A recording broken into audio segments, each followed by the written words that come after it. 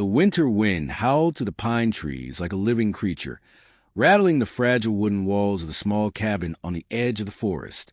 Snow drifted across the ground in thick white waves, piling against the door and creeping through the tiny cracks in the wood.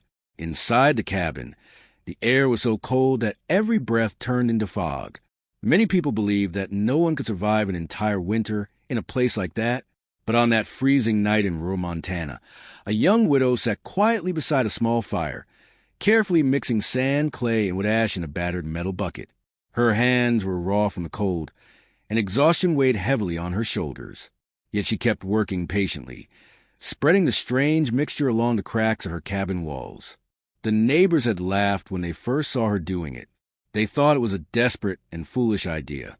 But by the time winter ended, the same neighbors would stand outside her door in disbelief, realizing that the tiny cabin had become the warmest home in the entire valley. Before we continue this emotional story, take a moment to like, comment, share, and subscribe to the channel if you believe in silent heroes and second chances. Sometimes the quietest people carry the strongest determination. The woman's name was Sarah Mitchell, a young Christian widow who had moved to the small mountain community of Pine Hollow, Montana, after tragedy reshaped her life. Only 2 years earlier, Sarah had lived in a comfortable house in a small town with her husband Daniel, a kind-hearted carpenter who believed deeply in faith, family, and hard work. Daniel had always dreamed of building a cabin in the mountains where they could live a simple life surrounded by nature. He loved working with wood and often spent weekends sketching designs for small cabins that could withstand harsh winters. But before that dream could ever become real, a sudden accident took Daniel's life. The loss shattered Sarah's world. For months she struggled with grief, so heavy it felt impossible to move forward. The house they once shared felt empty and silent, filled with memories that made every day harder. Eventually, Sarah made a decision that surprised everyone who knew her. She sold the house and used the money to purchase a small piece of land in Pine Hollow, a quiet valley surrounded by thick forests and snowy mountains. It was the kind of place Daniel had always loved. At the center of the property stood an old wooden cabin that had been abandoned for years. Most people have seen it as nothing more than a broken structure barely strong enough to stand. But Sarah saw something different. She saw the dream Daniel had once described. The first months were difficult. The cabin had cracks in the walls where cold air slipped through like invisible knives. The roof leaked during rainstorms, and the wooden floor creaked with every step. Winter in Montana was not gentle, and the cold nights tested Sarah's determination. Neighbors in Pine Hollow were friendly but skeptical. They admired her courage, but quietly wondered if she would last through the brutal winter season. Many people in the valley relied on modern insulation and heating systems. Sarah had neither. She only had basic tools, determination, and the knowledge Daniel had shared with her during the years they spent together. One evening, while cleaning the small stone fireplace, Sarah noticed a thick layer of wood ash that had gathered from months of burning firewood. As she swept it into a bucket, a memory surfaced in her mind. Daniel had once explained an old technique used by early settlers to seal wooden cabins. They mixed sand, clay, and wood ash to create a natural insulating compound that hardened inside cracks, blocking cold air from entering the walls.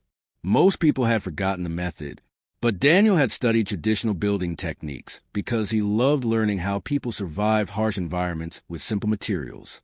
Sarah suddenly realized she still had access to everything needed for that mixture. The sandy soil from the nearby creek bed, clay found along the riverbank, and wood ash from her fireplace.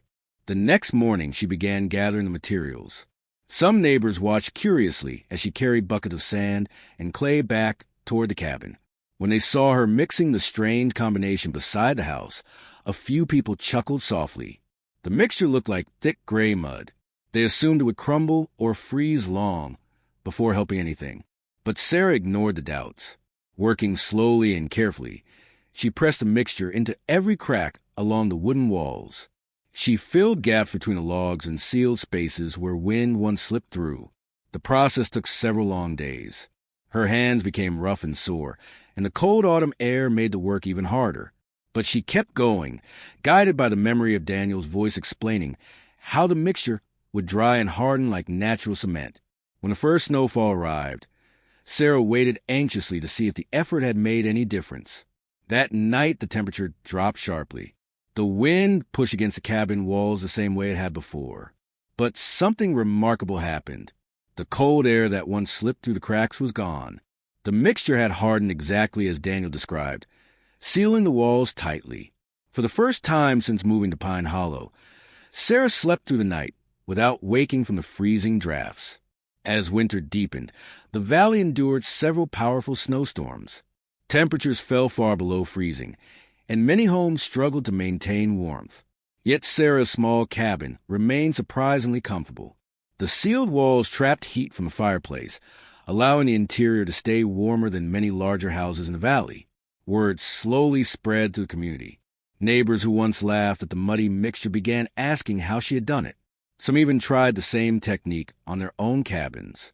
Before we reach the ending of this inspiring story, take a moment to comment the word resilient below if you believe strength often grows through hardship and perseverance. Because sometimes the solutions we need are hidden inside forgotten knowledge passed quietly from one generation to the next. And sometimes love leaves behind wisdom that continues protecting us long after someone is gone. By the end of that winter, Sarah's cabin had become more than just a shelter from the cold. It had become proof that determination, faith, and simple ideas could overcome even the harshest storms.